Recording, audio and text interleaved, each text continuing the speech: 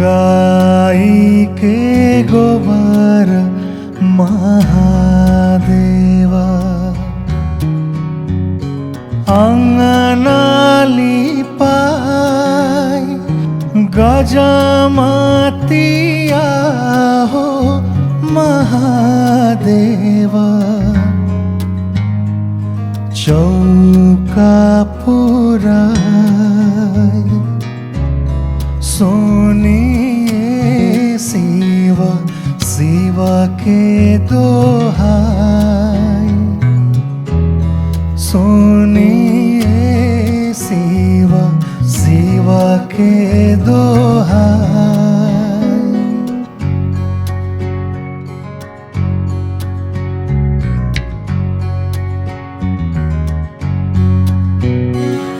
चौका बैठाले महादेवा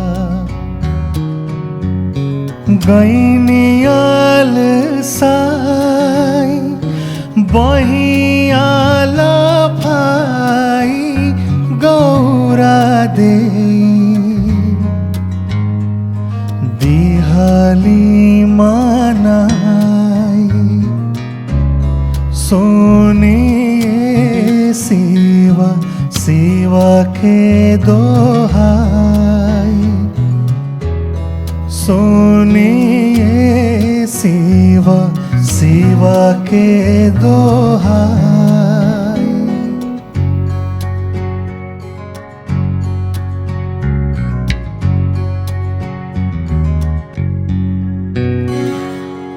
चानन चीरी चीरी पिढ़ाई बनाई ताही पिढ़ाई बैठे महादेवा जटाओरा माई सुनिए शिव शिव के दोहाई सुनिए शिव शिव के दोहाई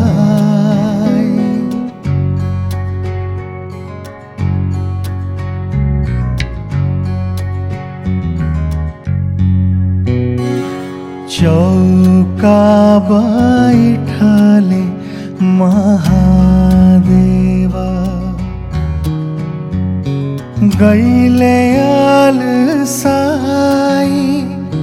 हुनका कामरले गौरा दे लिहली जगाई सुनिए शिव शिव के दोहाई सुनिए शिव शिव के दोहाई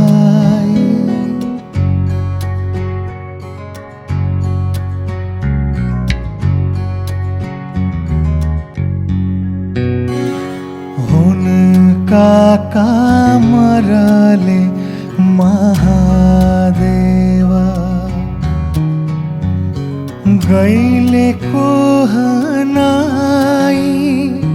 बहियाल भाई गौरा दे लिहली मनाई सुनिए शिव शिव के दोहाई सुनिए शिव शिव के दोहाई सुनिए शिव शिव के दोहाई।